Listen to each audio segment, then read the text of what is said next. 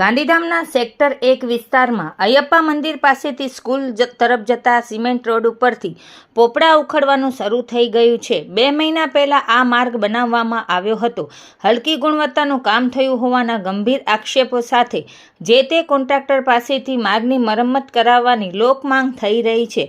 આ ઉપરાંત ગાંધીધામ અને આદિપુરમાં સામાન્ય વરસાદમાં પણ ઠેર ઠેર જળભરાવની સ્થિતિ સર્જાય છે। આ સમસ્યાના કાયમી નિરાકરણ માટે ગાંધીધામ મહાનગરપાલિકા દ્વારા વોટર હાર્વેસ્ટિંગ સહિત બહુઆયામી યોજના તૈયાર કરવામાં આવી છે, જેના ભાગરૂપે શહેરના 51 જેટલા સ્થળોએ સર્વેક્ષણ કરી બોર બનાવવાનું નક્કી કરવામાં આવ્યું છે। આ બંને વિષયો ઉપર આજરોજ ડેપ્યુટી કમિશનર સંજયકુમાર રામાનુજે મીડિયા સમક્ષ માહિતી આપતા જણાવ્યું કે નમસ્કાર દર્શક મિત્રો, આમતક ચેનલમાં આપ સૌનું સ્વાગત છે અને હું ભારતી માખીજાણી, પૂર્વ કચ્છ બ્યુરો હેડ।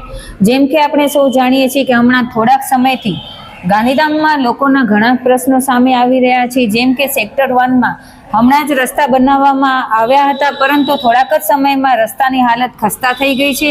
અને બીજું કે જ્યારે નગરપાલિકા હતી ત્યારે જળભરાવની સ્થિતિ રહેતી હતી વરસાદના ટાઈમમાં, પરંતુ હવે કોર્પોરેશન બની છે તો કોર્પોરેશને આ વિશે શું વિચાર્યું છે, તો આ બધા પ્રશ્નોને લઈને આજે આપણે ડેપ્યુટી કમિશનરને મળશું કે તેઓનું શું કહેવું છે। ગાંધીધામ મહાનગરપાલિકા દ્વારા સરકારશ્રીના કેચ ધ રેઇન પ્રોજેક્ટ અનુસાર જ્યાં જ્યાં વરસાદી પાણીનો ભરાવો થાય છે, નિકાલ લાંબા સમય સુધી થતો નથી, તેવા વિસ્તારોમાં સર્વે કરી અને એને જળસિંચનના બોર બનાવવાનું કાર્ય હાથ ધરેલ છે। અત્યારે આપણે આ બાબતે 51 સ્થળ આઈડેન્ટિફાઈ કર્યા છે અને આ કામગીરી માટે અગાઉ નગરપાલિકા સમયે પણ centre for water and sanitation નામની સંસ્થા NGO અમદાવાદ, જે સેફ્ટ યુનિવર્સિટી સંલગ્ન છે, એના દ્વારા પણ સર્વે કરેલો છે। અને ગયા વખતે એણે આપણે એક DC5માં આંગણવાડી અને આદિપુર ગ્રુપ શાળામાં આ રીતે રેકેટ ધ રેઇન વોટર કરેલું અને જેનો આપણે જળ સંચયનો પ્રયોગ કરેલો।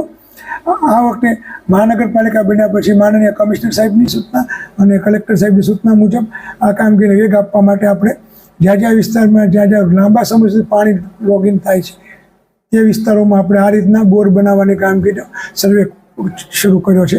હજી 51 છે તો અમારા પ્રાથમિક સર્વેના છે।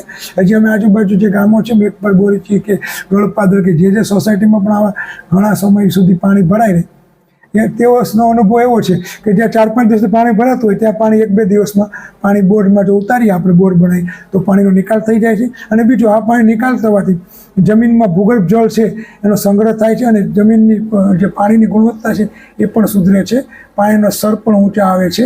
અને આપણે સમુદ્ર કાંઠે છીએ એટલે જમીનમાં જે ખારાશનું પ્રમાણ વધી રહ્યું છે એને પણ આપણે બ્રેક મારી શકીએ છીએ।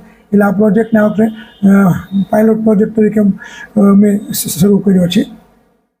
અને બીજું, ગાંધીધામમાં સેક્ટર 1માં જે રોડ રસ્તા બનાવવામાં આવી રહ્યા છે તો નાગરિકોનું કહેવું છે કે ટૂંક સમયમાં જ રોડ રસ્તાની હાલત ખસ્તા થઈ ગઈ છે, તો તે વિશે આપ શું કહેશો? જો આ તમે મને કીધું આ બાબતની અત્યારે મહાનગરપાલિકામાં કોઈ લેખિત જાણ કે ફરિયાદ આવેલ નથી, એટલે મને પણ છતાં હવે આજે તો તમે મીડિયાના માધ્યમ દ્વારા મને રજૂ કરો છો તો હું એની જરૂરી તપાસ સિટી એન્જિનિયરશ્રી મારફત અમે કરશું અને કંઈક ક્ષતિ હશે તો ચોક્કસપણે નિયમ અનુસાર પગલાં લેશું ને।